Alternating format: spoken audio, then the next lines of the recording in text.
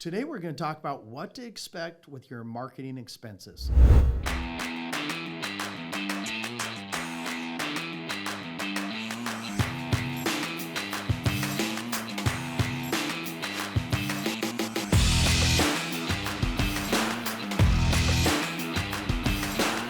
Hey everyone, welcome back to this week's podcast. I am Chad Owen. As you know, hopefully you clicked on the button, and we don't know who this is over here. He's brand new to our team. We always have a name for him. Actually, we did have someone that did a drawing of him in his super suit and his caterpillar mustache. And the thing is they almost got disqualified because they made him way too muscular. Yeah, and it's not even realistic. It's too close to the real deal. Too close. I mean, it's hard to tell if that was a drawing or if I was just in a full-length mirror. When we're talking about this, when they look at that and then they go, yeah, it's just too close. I mean, come on, this isn't real. Yeah. As you guys know, or you may not know if you're brand new, this is my son-in-law sometimes. And so sometimes it's son and I kind of like him, you know, yeah, so maybe. Sometimes it's based on the legal obligation, the law. Yeah, correct. Well, there is no law right now. I am the law. Uh-huh. But okay, as you know, I still have my failure is not an option shirt. And actually, on the back of it, I have the mind of Christ, perfect love, casts out fear. And I always forget it. When I'm weak, he is strong. But there's, oh, man. I can do all things. Through Christ who strengthens me. Thank you. So perfect love casts out fear. I have the mind of Christ, and I can do all things through Christ who strengthens me. And the reason why I say this is because I'm telling you, we get tired at times. We get very tired. And so he needs to strengthen me. And I have the mind of Christ. There's so many things I don't know about, so I need him to help me. And then perfect love casts out fear. I'm not afraid of anything, honestly. It doesn't mean I don't have fearful situations come in front of me. I just choose to not let fear infiltrate me. Something's on the outside of me doesn't need to get on the inside of me. Mm-hmm. And so, I mean, if you're in water and something gets on the inside of you, you're drowning. You're dead. So fear can do the exact same thing. Yeah. It can cause you to suffocate. And I'm telling you, in this business, whether you're brand new to it or you've been doing it for 20 years, there are times where fear will try and get in you. And the one that allows fear to get inside of them, allow all this outside news and stuff to just crush them. And of course, I think, are we at Christmas? I think we're close to Christmas, aren't we? We're somewhere. No, we passed Christmas. So, man, this is what happens when time gets ahead. I should have worn my Christmas sweater. I'm so upset. I got a sweater. Yeah. Chad's wife got me a sweater. Yep. And your mother-in-law. Yeah, she is. And it was an awesome, ugly Christmas sweater. And it had a big I don't know if it's that ugly. It's a chicken with got a chicken Santa hat on it. That's not ugly. I think it's actually pretty sweater. cool. I'm not saying I'd wear it, but, you know, when you have that worn right there, I mean, compared to what he's wearing right now, that's actually a dress up. Yeah. You know, it's like, well, I mean, anything especially with when a wear chicken that on dumb tiger cheetah shirt. I almost wore that No, today. do not wear that. Oh, yeah. Anyway, okay. So party shirt. What to expect for marketing expenses. We're eventually going to get to our topic, but yeah. So this topic, Chad, I wanted to talk about today because I've recently had conversations with agents where there's a lot of frustration around the idea of marketing expenses. There's a lot of frustration with lead expenditures and whatnot. And the reason I want to address it is because I sense that it's very, very easy for agents to get a lead and instantly they're thinking about the cost of that lead. And they get on the phone and Instead, they're like, maybe you should say, oh, look at the opportunity that I have in front of me. Right. But anyway, okay. And they get on the phone and they don't get an answer. And then they call them back and they never get in contact with that person. They're so frustrated. They only call 2 or 3 times on the entire lead. They're that frustrated. I want to assume they called a lot and they just never got. That's a bad assumption. I mean, as someone, as you guys know, and I don't mean to interrupt, but I do, you know, as someone who used to get B and C leads all the time that they said these were worked by people in the last 6 months or worked in the past year to 2 years, and I find out there's only 1 or 2 left messages on them. I know most people don't do that. They don't. They wonder why. Chad, how come you can write 27, 28, 30 million, 25 million, whatever it is a year? How can you do it? Because every week I am making my calls. If I'm not on vacation, I am making my calls. I don't book appointments on a Monday. I don't do family dinners on a Monday unless it's after my calls. I mean, I make sure that is my calling time.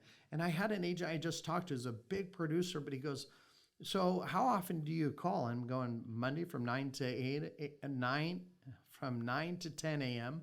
and Monday from about 5 to 7:30. He's like, that's all you make calls? I am busy, so that's all I can make calls. Now, if you're not super busy, like he's not real busy, but I'm telling you, this dude still writes some really good volume. It's impressive. But he makes calls every single day, Monday through Friday. So, and sometimes Saturday morning.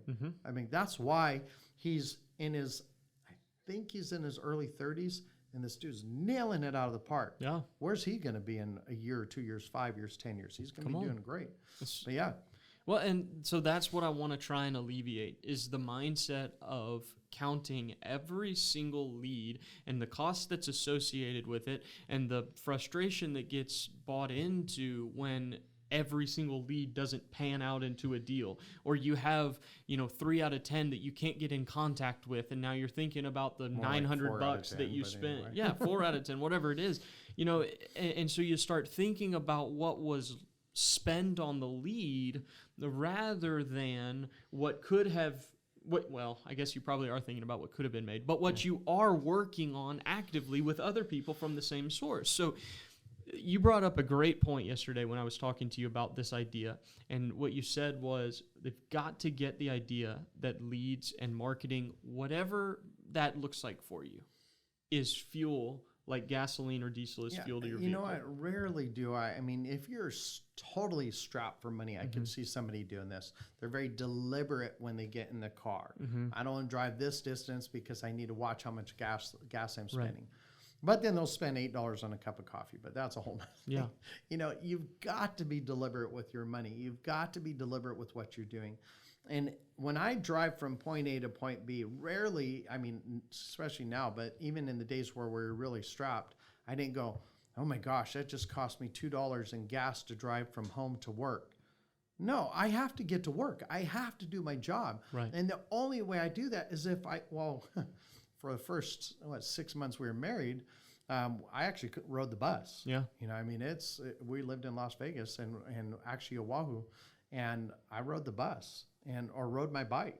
But, the reality is now that I had a car, then I was like, okay, I know it costs money for gas, but I've got to get to work. You have to have leads. Plain and simple. I have never seen anybody in this business write more than $5 million a year that hasn't had any leads that they've had to pay for. Yeah.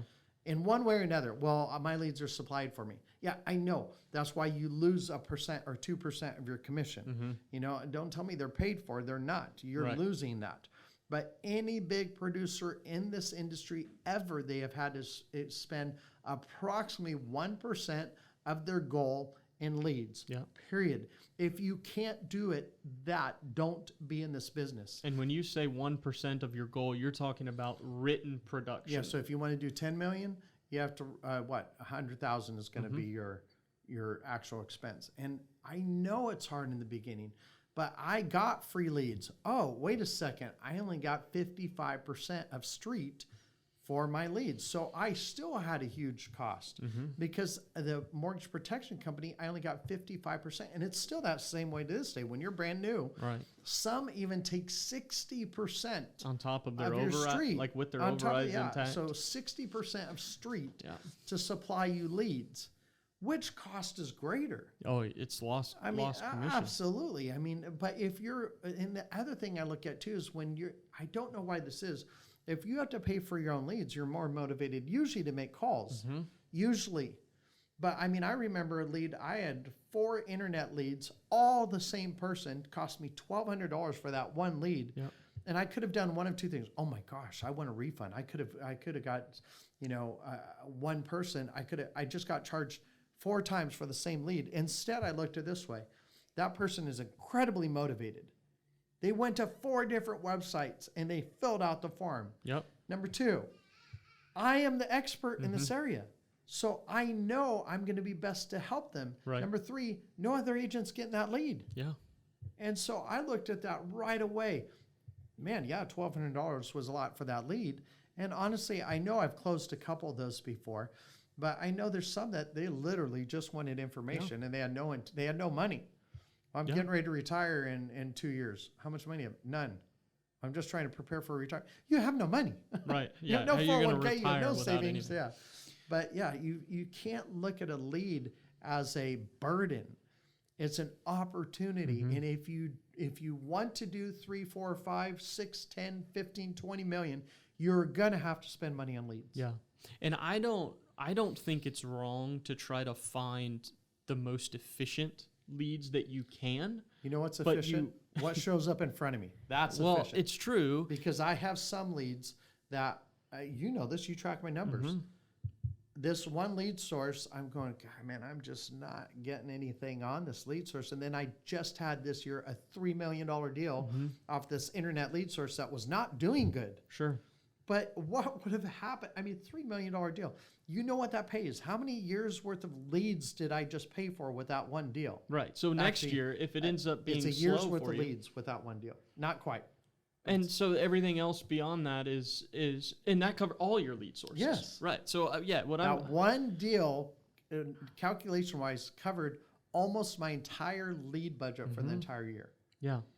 But that's the problem with the idea that you just keep looking at the individual lead and the cost of that individual lead, and then when that individual lead doesn't pan out, you think you wasted this money. But it's like, how many other deals did you get off of that same lead source that what you made on that so far and away covers the cost of those other leads that you never got in contact with?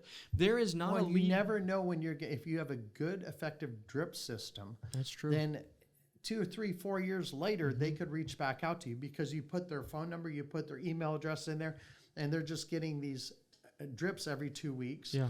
And you never know when that's going to come back. Yeah. I'll give you a tip. One of the drip systems I use runs me about $200 a month. Okay, 200, 250, something like that.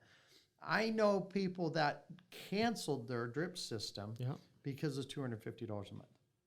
Like, the number I get off of that drip system is probably $2 to $5 million a year. Okay. Just from the drip system. And why is that such a big range? Well, I got a deal that was $2 million alone from a lead that was years old. I mean, and then you also don't know as well, when are they going to refer you to someone? Hey, you need to go and inquire to this guy and find out information for your retirement. Yep. It's a referral you didn't even know about from a lead you never sold, but they knew someone that needed help. Yep. But this is why it's so important that agents track their numbers too. I've had conversations with agents that are frustrated about their marketing and their lead expenditure. And then when you ask them, well, how many leads have you actually gotten in? Okay, how many have you actually set appointments with? How many, what are your actual percentages here? Well, I don't actually know. So what you're doing is, Mr. Agent, you're looking at the 5 leads in a row that didn't ever answer the phone, and now you're upset at the lead, but you don't look at the fact that you've had a 40% appointment rate and you've written $2 million off. You see what I mean? So it's constantly looking at the negative. And if you look for the negative, you'll find it. So that's what we're trying to do with this podcast, is hopefully inspire you to really, obviously, one, take control and take inventory, I guess, so to speak, keep track of your numbers and how these lead systems and sources and marketing systems are working for you. But then also not just focus on the things that don't go right. Help each person as if it's an opportunity for things to go very, very well. Correct. I mean, that's really what it boils down to. And we hear it too much. I say too much. I get it. I think it's probably more, you and I are in a different boat. I mean, I think it's easy for somebody to think, oh, well, if Chad's, writing 28 million a year in annuity premium, of course he's not going to be worried about lead expenditure, right? Yeah, but as $170,000 in credit card debt, we had major medical issues for multiple people in our family at the time. I know what it's like to struggle, and I know what it's like to be nervous, and I know what it's like to pay for leads when you don't see things coming in because you're trying to learn the business. And I know what it's like to watch credit card bills come in and they keep getting higher and higher and higher, and you're going, this is hopeless. But if you keep pressing forward, and I didn't have a mentor when I first got into the mortgage protection and annuity business about 3 years into it, 4 years into it, I got a really good mentor that still to this day I talk to every once in a while. But you know what? I know what that's like. Yeah. And you cannot give up. I would also say with that, if you're currently in a season where you're feeling like your marketing expenditures, your lead expenditures are just, you feel like you're spending way too much and not seeing enough yield, my encouragement would be, rather than considering this an opportunity to get mad at lead companies or frustrated with lead companies, consider it an opportunity to examine your process and grow and get better. I mean, Chad, I know not everybody is obviously you. Nobody is you except you, but you did produce record levels of mortgage protection, life insurance off of B and C leads. You've done similar types of things before on the annuity side. You've written almost $6 million just off of life insurance leads, but you wrote $6 million in annuity premium off of it. So you've had your fair share of subpar by most people's standards leads. I still do. And you still do. I mean, but it's an when you said opportunity it's for true, improvement. the 3 to 4 leads you're never getting in touch with. Then there's a bunch that you get in touch with that you just can't get them to commit to anything.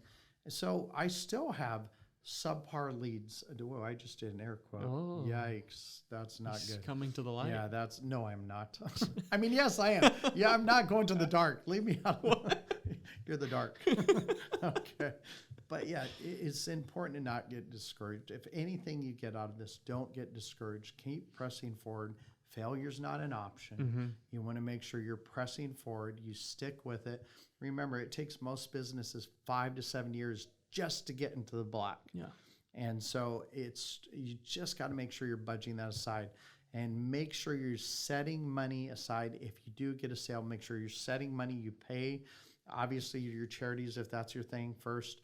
That's my thing, is I want to make sure I got that covered first, and then I have my budgeting for my leads and everything. So, yep, this should be good. It should be good. I think we should just go ahead next week and do an episode about failure is not an option. I think we should, and I will wear my shirt again for that. There you go. Okay, guys, you have a great day and happy selling.